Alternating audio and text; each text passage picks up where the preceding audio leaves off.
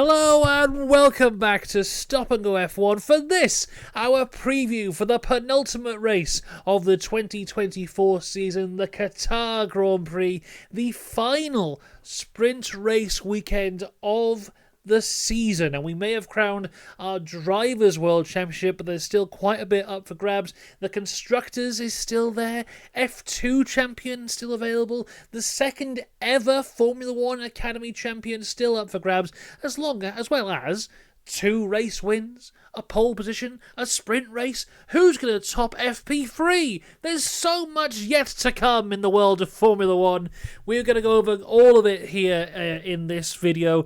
Of course, preview video today is on the Thursday, just because it is a sprint race weekend, so we have to make room for qualifying on the Friday and all that kind of stuff. So we don't have as much to go through this weekend because we haven't got upgrade corner, special helmet streets a bit smaller, but there is actually quite a lot of very interesting news to go through. We'll still be making our 2 predictions towards the end of the video as well. The predictions that, of course, I have never, ever got wrong. I definitely did not say last weekend that Max Verstappen would not win the world title in Las Vegas. There's no video proof of that whatsoever. I've never got a prediction wrong in my life.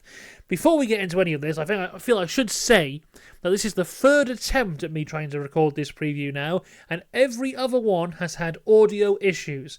I think I have fixed it, but if you see me looking over here or looking down here, that is purely me checking that the mic is still actually working. So far, so good. We've made it further than we did on the 2nd attempt. So, let's get into this, everyone. Before we do, though, remember to like and subscribe, of course, and a huge shout-out to our members, Dakota, The Joyous James, Robin Myers, and Cinnamon Strudel. If you want to become a member today, click the link in the description. Right. My goodness. That massive blank space is still there on the wall. Hopefully tomorrow a new frame is coming, so that will be filled. But we've got some new stuff up here as well. Look, there's a little poster of the McLaren Senna tribute livery. That's a little poster of Max Verstappen's win in Brazil this year, 17th to 1st. We're building up the backdrop all the time. It's a fantastic time to be a supporter, a fan, an admirer, a viewer of Stop and Go F1. I'm going a little bit mad because, as I said, it's the 3rd time we're recording. But let's talk about the news. And the biggest news from last week to this week is it's been officially confirmed that we will have an 11th Formula One team on the grid come 2026. And that is in the form of General Motors / Cadillac. Not entirely sure what their official name is going to be. It'll be one of those 2 names. Now, as much as I am very happy that we're going to have an 11th team on the grid, there's a part of me that's a little bit disappointed because, it's not going to be Andretti, and this whole thing was kind of drawn up by Andretti, and they don't get to be there at the finish line. But now, they kind of will in a way, because Mario Andretti has been confirmed as a new member of the board of directors for General Motors. What that actually means, no idea, but at least there will be a bit of Andretti still connected to this team. Now, it seemed from the outside that it was Michael Andretti who was kind of pushing for the Andretti name to be within Formula One, and it seems like he's the one who's been fully just pushed out to the side now, which is quite upsetting. But, Mario Andretti, the legend, Formula One champion, Indy 500 winner, IndyCar champion as well, he is now involved in this in a way, and I really hope that when the car comes round in 2026, there will be some kind of Andretti somewhere on the car, because they were the ones that planted the seed of this entire idea, and that seed has grown into a flower, but it's not the flower that they expected to have, but it's a flower nonetheless. And there's my analogy for you. But of course, with this new team on the grid, the questions are being asked as to which drivers they're going to have. And apparently the name who is leading the way is one Colton Herta. Now, he is currently in IndyCar. Formula One fans might recognise his name if you don't know IndyCar.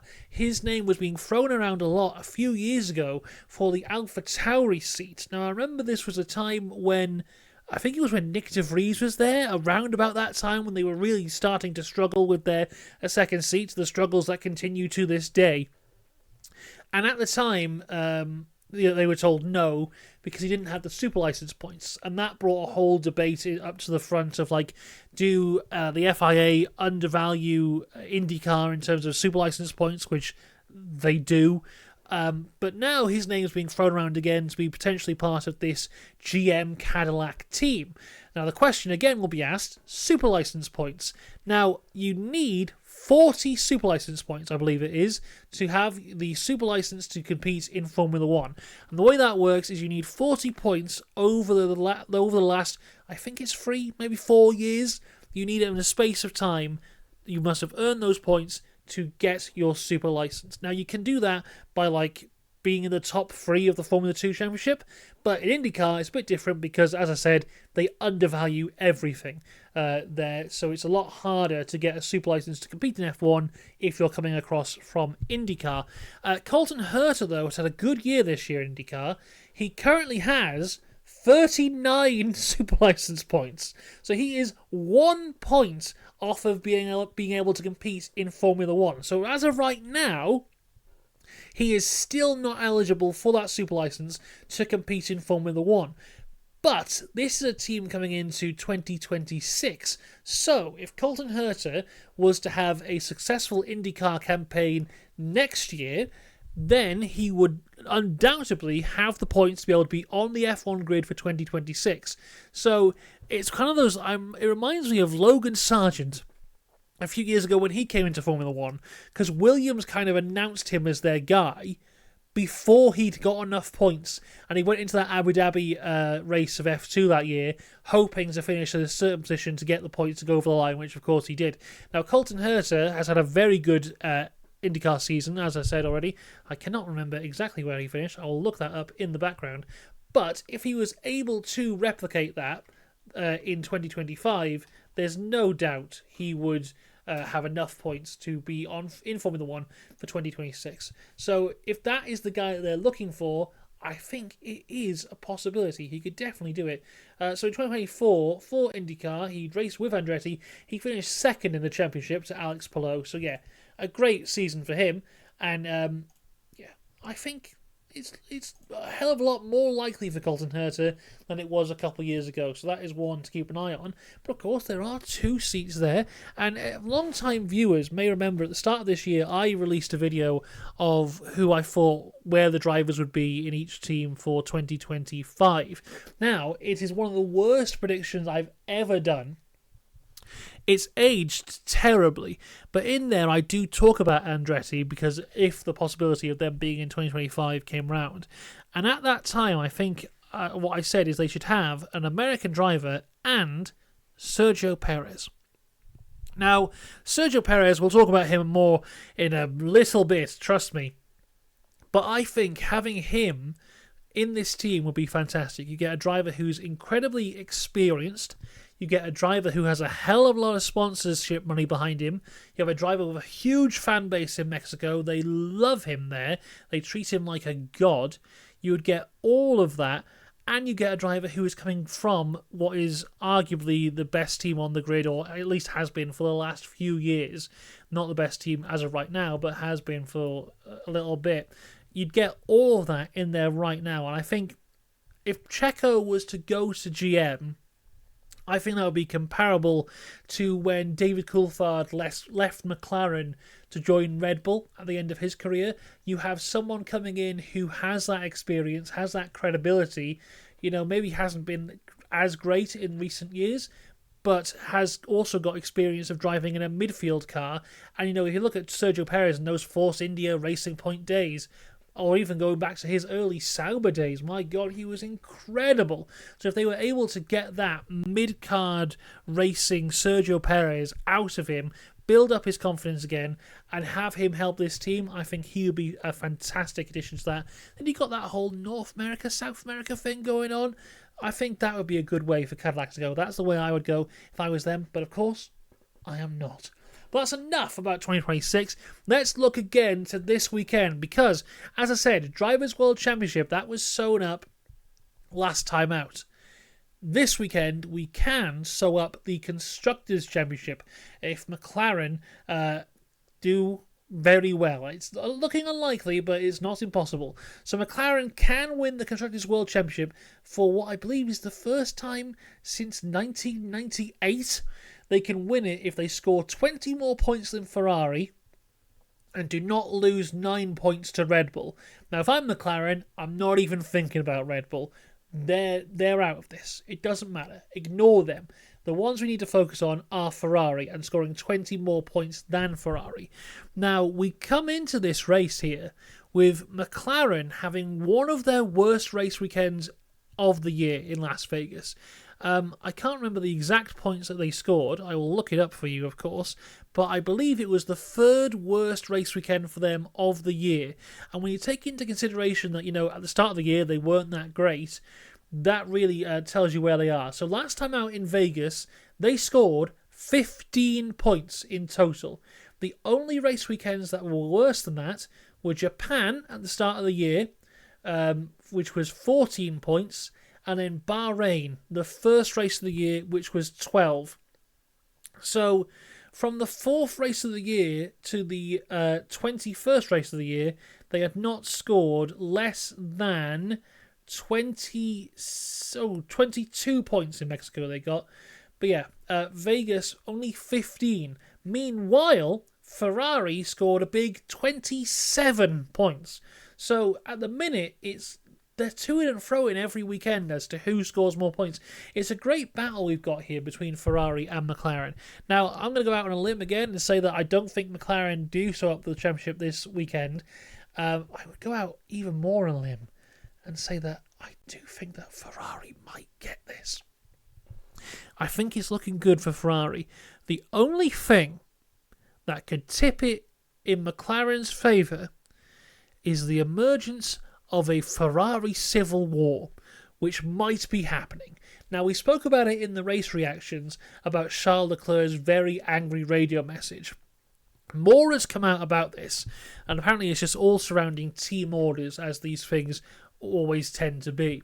And basically how towards the end of that race, after the pit stops, Sainz was told not to fight Leclerc. He did it anyway. And Leclerc kind of beating himself up a little bit for always being the nice guy and not putting his foot down. And then there's the whole thing on Instagram afterwards, how Leclerc didn't post a photo of Sainz and stuff. Now, that could be a bit childish, but maybe there's a bit to it as well. But yeah, it looks like all is not too happy in the Ferrari camp. But the thing is, if I'm Carlos Sainz, I'm not blaming Sainz for this at this point, because you know what? Sainz has done a fantastic job for Ferrari. Go back to 2023. He won the race for Ferrari. Leclerc didn't win any races in 2023. Then to start 2024, before he even has his first race, he's been dropped for Lewis Hamilton.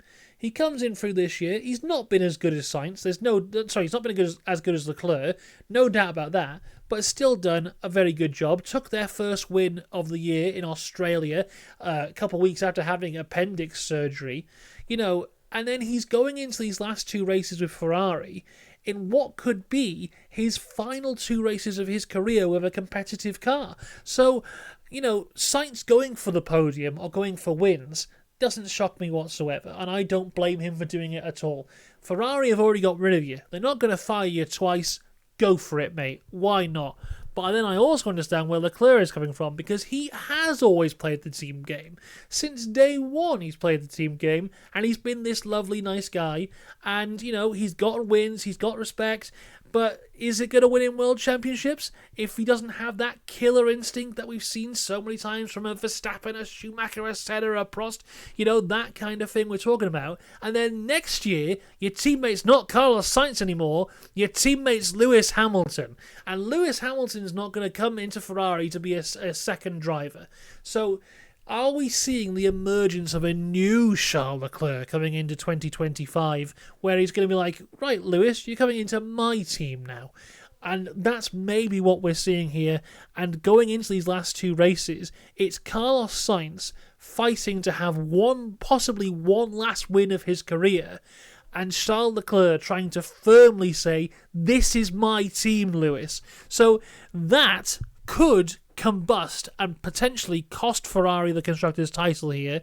Meanwhile, they could possibly have the fastest car on the grid. And McLaren, who for a lot of this year have looked incredibly strong, are coming into these last couple of races going, we've had our best year in ages and could end it with nothing. At one point, we were contenders for drivers and constructors titles, and we could end this year with nothing. So I think the Constructors' Championship this year is the most interesting it's been in a long time. And who knows, with the McLaren combustion, with the Ferrari infighting, Red Bull are still in this. You never know. They could just come right back and sneak in a win. Very unlikely, but you never know. There's a lot going on here in this Constructors' Championship story, and I really, really am enjoying it. I think I'm talking with my heart when I say Ferrari are going to win it, because I love Ferrari and I'd love for them to win the Constructors' Championship. My head says McLaren, my heart says Ferrari, and there's a different part of me entirely that goes, go for Red Bull. But let me know who you think is going to win the Constructors' Championship. I think it's going to be incredibly close, and I think it will go to Abu Dhabi. Speaking of Red Bull, it appears a story from the summer break has been put in my news script by accident. Helmut Marko says that Sergio Perez's future at Red Bull will be decided after the break. Oh no, wait, that is this week. Helmut Marko states that Sergio Perez's future Red Bull will be decided after the Abu Dhabi Grand Prix. Despite Perez struggling, he'll remain in the team in 2025. Marko's comments hint at uncertainty, fueling speculations about changing to Red Bull's lineup. My God, we have this story like every month for the last couple of years. We spoke about this before summer break. We will look after this race, after Belgium. We'll look at this and then we'll see what will happen. We had it last year. We'll look after Abu Dhabi. We'll see what happens to that bloody Sergio Perez. Let me tell you, buddy, we'll see about that. We had it last summer break. Sergio Perez, he's on thin ice now. Just you wait, my friend. Just you wait. We had it the end of the year before. Sergio Perez, it's just the same story over and over and over again. And it just seems that no matter how badly Sergio Perez does, how many times Helmut Marko drags him through the mud, doesn't matter how many times we go, surely that must be the end for Sergio Perez. He's had an awful weekend. Doesn't matter how many times we say that, he just keeps on coming back. So who knows? The sensible thing would have been to get rid of Checo months ago. But here we are. He'll probably be here in 2025. Who knows what's going to happen? I hope he enjoys his time at Cadillac in 2 years' time. Let's move on. Monza has had a contract extension until 2031. We spoke about Monaco a couple of weeks ago getting their contract extended. Monza has now been extended to 2031. When I saw that story, I was like, nice, Monza's going to be here for the next 10 years. And I realised it was 2024. But yeah, good that the classic tracks are getting these contract extensions, because for a while it was like they were very, very stingy with the classic tracks. Your Monacos, your Monza. Spa, I think, is still getting a bit of that treatment, but we'll wait and see how that ends out in the end. But yeah, good that they're getting there. I love Monza. It's always a great place to go. I'm very much looking forward to seeing how the Tifosi react to Lewis Hamilton this time next year. News coming out of Mercedes today is that Mick Schumacher has chosen to leave his role at Mercedes, but will be staying with the Alpine WEC team into next year. Very interesting wording here from the Mercedes statement. Mick Schumacher has chosen to leave. Now, of course, there is huge speculation as to Valtteri Bottas returning to the Mercedes team in that role as test/reserve/third driver, the role that Mick currently holds. This adds more fuel to that fire now that Mick has left. Do I really think he's chosen to leave? I think he was getting a little bit of a push and then thought, this pushing isn't very nice, I think I'm going to leave. But all the best to Mick. I was a big Mick Schumacher fan in his Haas days. I was a big defender of him. I didn't think he should have been dropped. Then Nico Hulkenberg came in and immediately showed that maybe he should have been. But I think given a proper opportunity, Mick could have been something on the grid. I'm not saying he would have been world champion or someone who wins lots of races, but I think the Haas times were hard, and I think he could have done better under better guidance. But it seems like the F1 door is being firmly closed on Mick Schumacher. Best of luck to him with WEC next season. Sticking with Mercedes, though, actually, no, we'll come back to that story later. We'll come back to the Mercedes story later because we've got to talk about F1 stewards. Our favourite thing. Now, we have the new steward for F1, Rui Marquez. He was the Formula 2 steward who got called up to Formula 1 after Neil Svitic was dramatically dropped after the Brazilian Grand Prix. Now, Marquez came from Formula 2, as I said, and his replacement was set to be Janet Tan, was appointed to be Marquez's successor, and their first weekend in charge of Formula 2 was going to be this weekend in Qatar. But just days before the race, she's now been fired as well, and Rui Marquez will now have to do double duty, if not triple. I don't even know he's doing F1 Academy, but he is now going to be the steward for both F1 and F2 at the same time on an F1 sprint weekend. So a hell of a lot of work for Rui Marquez. I don't even know if I'm pronouncing his name right, but a lot of work for him to do this weekend. F2, F1, F1 sprint. I don't know what is going on with Mohammed Ben Sulayem and the stewards. First Neil Svitic, now Janet Tan, but then also this week, Tim Meyer, the F1 leading steward, has also been sacked by Mohammed Ben Sulayem. Now, we spoke about Tim Meyer a couple of weeks ago after the Mexican Grand Prix, because he is the son of Teddy Meyer, who was one of the McLaren F1 founders. Now, we spoke at the time, like, is this a conflict of interest? Should this necessarily be happening? I said at the time that I don't think he really should be a steward, because in a year where McLaren are going for world titles, if there is a controversial call made by him, it doesn't necessarily matter what side of the fence you fall on that. You can't say that Tim Meyer, the son of McLaren co-founder Teddy Meyer, is entirely unbiased. So I said at the time that I don't think he should be a steward.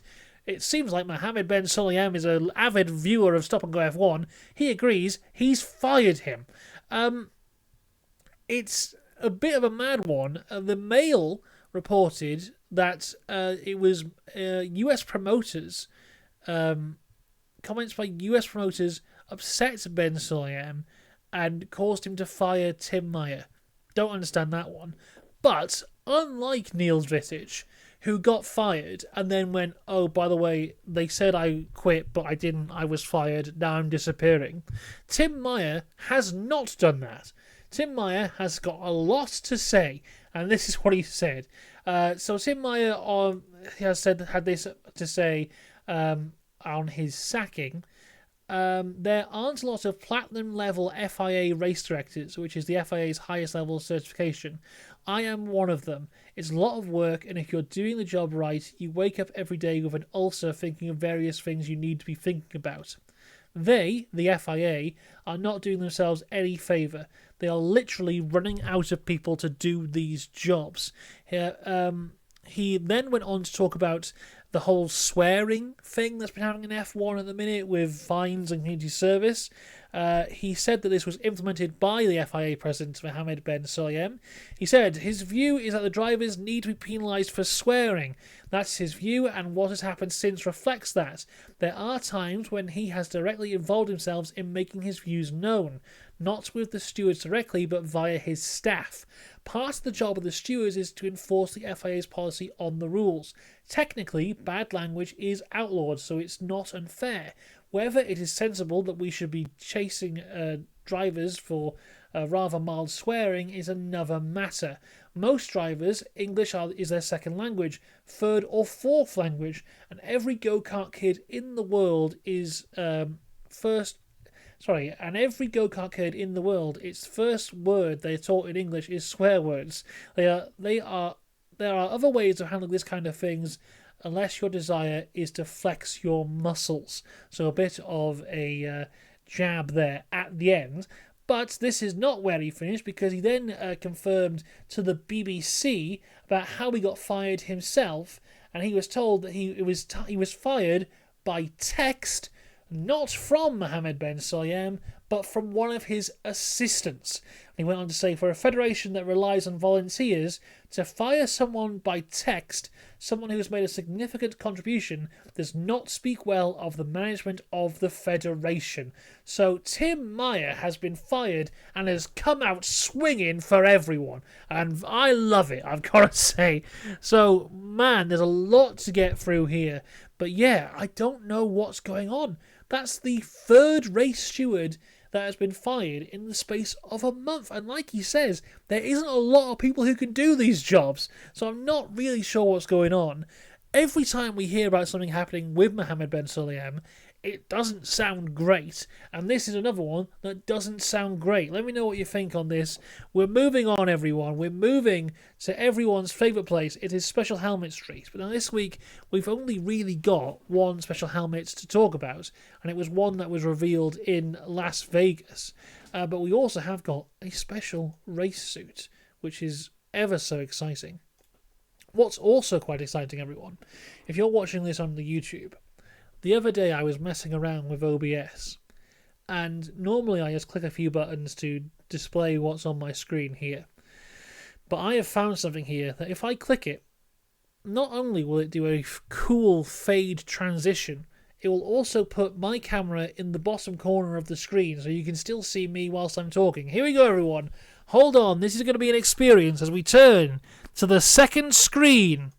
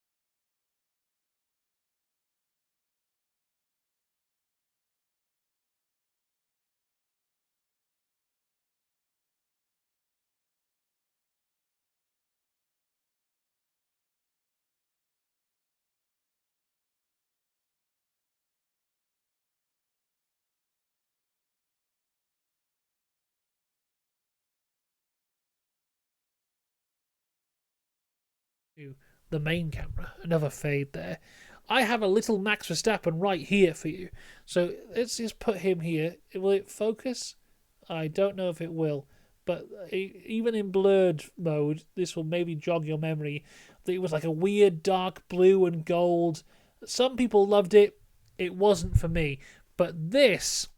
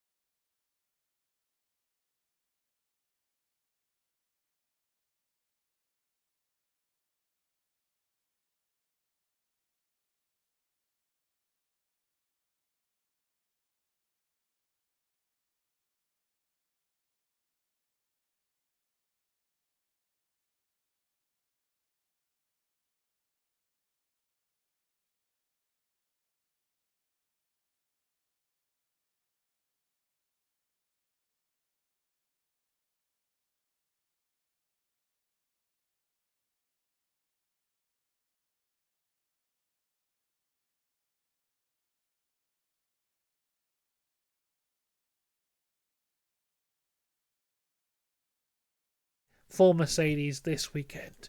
And let's move on now. As I said, we haven't got any upgrade corner because we don't know what the upgrades are at this point. If we even have any, who knows at this point of the season. Special Helmet Street, only the one because no one else has announced what they're doing, if they're going to do anything. Lewis Hamilton normally has like the Gay Pride helmet there, but that's not the one he had in the photo there, so I don't know if he's doing that this year. So let's move on to predictions. Our two predictions, and of course, we never ever get wrong. And my first prediction, I've gone for a classic. This used to be my prediction every sprint race weekend. I don't think I've done it yet this year, so I'm going to do it now. And that is a different sprint race winner to the main race winner. It's a classic sprint race weekend prediction, but two different drivers to win the two races. That's prediction number one. Prediction number two is that I do think Ferrari will outscore McLaren this weekend. I think the championship will be taken into Abu Dhabi. And I would like Ferrari to be in contention there. So hopefully a big points haul for Ferrari this weekend. So as I said, we'll be covering everything this weekend. What I've got to say though, on Saturday and Sunday, the two most important days, I'm a bit all over the place. So the videos might not be immediately after the sessions, but they'll be here eventually. So have a bit of patience with me this weekend, if you will. Next weekend for the big season finale, I'll be here all the time, but I'm a bit all over the place this weekend. Certain things have just popped up that I'm going to, so there will still be coverage here of all things Formula 1, all things F1 Academy, all things Formula 2. Back tomorrow for sprint qualifying reactions. We'll have the sprint race and qualifying reactions on Saturday. Main race reactions on Sunday, as well as F1 Academy and F2 driver ratings on Monday, and then we go into next weekend, the final weekend of the year. There we go, everyone. At the start of this video, I said we don't have much to say. I've just seen we've gone over 30 minutes, and hopefully there was no audio issues. I will see you tomorrow. Until then, have a good one. Goodbye.